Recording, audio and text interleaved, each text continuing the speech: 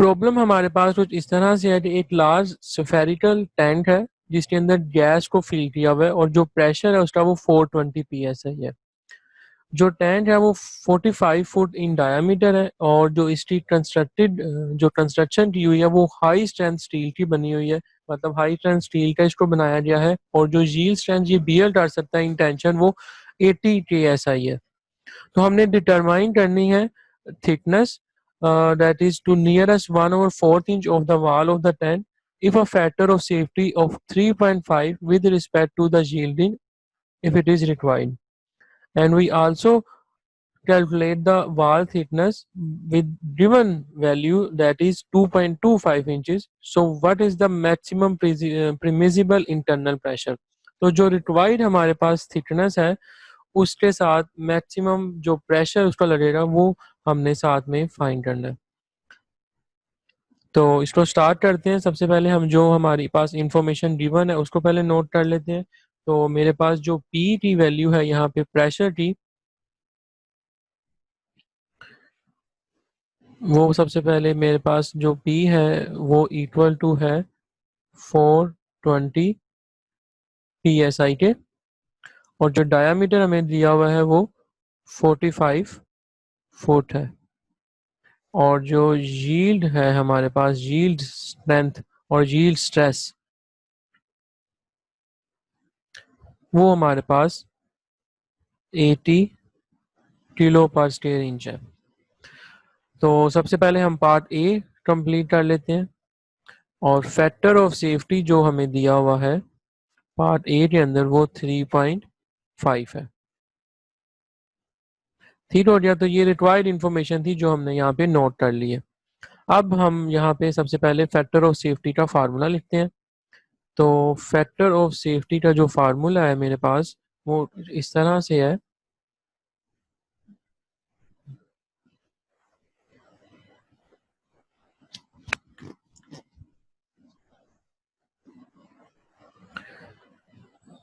FOH is equal to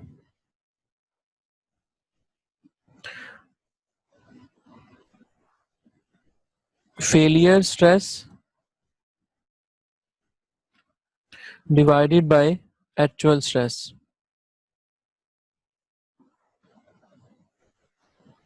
और आप इसको ये भी कह सकते हैं कि जो फेलियर स्ट्रेस है वो आपके पास स्ट्रेंथ ऑफ मटेरियल है,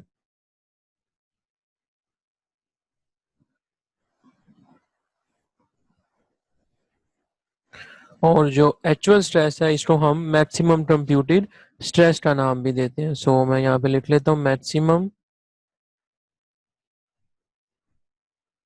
कंप्यूटेड स्ट्रेस। अब हम इसके अंदर वैल्यूज को प्लग इन करेंगे। तो जो सिग्मा ए है हमारे पास वो आ जाएगा, फेलियर स्ट्रेस जो है वो हमारे पास जहाँ यील्ड स्ट्रेंथ जो है वो हमें बताई गई है दैट इज 80 KSI। तो यहाँ पे मैं लिख दूंगा 80 KSI। और जो एक्चुअल मैक्सिमम कंप्यूटर स्ट्रेस चूंकि हम निकाल रहे हैं तो इसको मैं इस साइड पे ट्रांसफर करूंगा और FOH को इससे डाउनवर्ड ले आऊंगा। तो फैक्टर ऑफ सेफ्टी हमारे पास है 3.5, ताकि हम यहाँ पे जो स्ट्रेस है वो कैलकुलेट कर सकें। तो मेरे पास इसका आंसर आ जाएगा 22.85 किलो पर स्क्वायर इंच।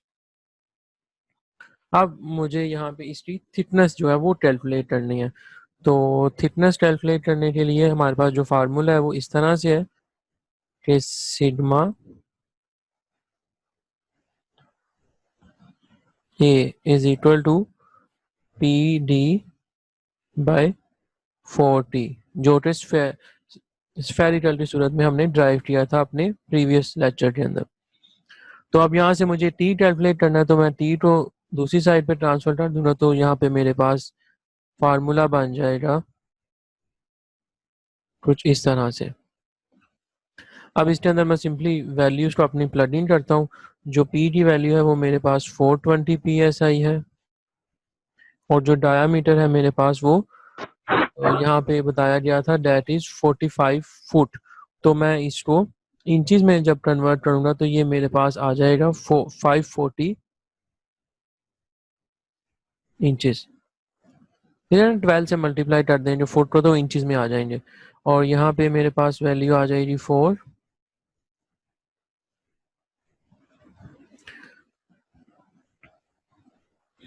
और मेरे पास यहाँ पे जो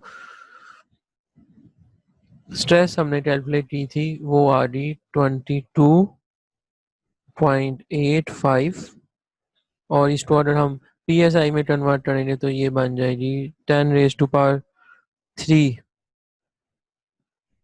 SI, PSI जो है ये बन जाएगी।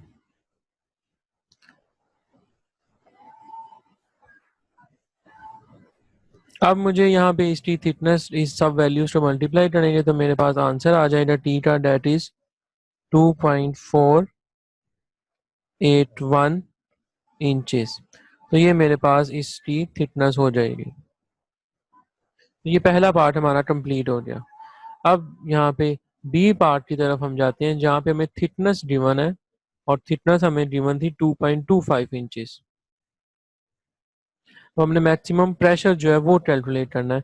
तो अगेन हम यहाँ पे स्फीयर 10 का जो फार्मूला था थिन वाल प्रेशर वेसल्स के लिए वो अप्लाई करेंगे, दैट इज PD/4T। पी की वैल्यू जो है हमारे पास वो P मैक्स हो जाएगा, और क्योंकि हमने प्रेशर जो है वो कैलकुलेट करना है इसके अंदर, तो यहाँ से P मैक्स जो मैक्सिमम प्रेशर लगेगा that is stress time 4T divided by D। ये हमारे पास इसका फार्मूला बन गया। रीअरेंज किया हमने इस इक्वेशन, और P मैक्स की जो वैल्यू है मेरे पास वो आ जाएगी, यहाँ पे स्ट्रेस की जो वैल्यू थी दैट इज 4 टाइम स्ट्रेस की वैल्यू आ रही है हमारे पास 22.85 टाइम्स 10⁻³ PSI, और थिकनेस हमें 2.25 इंचेस गिवन है। अब मुझे यहाँ पे डायामीटर लिखना होगा। डायामीटर जो है मेरे पास वो है 45 टाइम्स 12 इंचेस। 45 फुट था ना, तो उसको 12 से मल्टीप्लाई कर देंगे इंचेस में कन्वर्ट करने के लिए, ठीक है।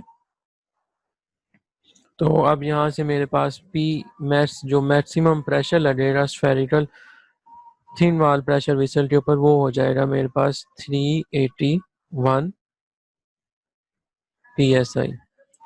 तो ये मेरे पास इसका आंसर आ जाएगा। सो हमने प्रेशर कैलकुलेट करना था और यहाँ पे थिकनेस कैलकुलेट करनी थी, तो ये मेरे पास इसका आंसर आ गया।